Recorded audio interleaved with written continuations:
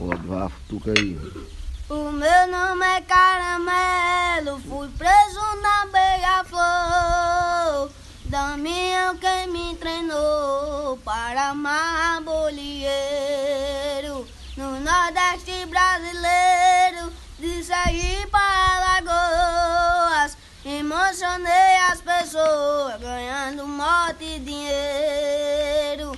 Damião, por ser vaqueiro, fez eu de um cavalo chique, mas me vendeu para Henrique, dono de seu Ademor.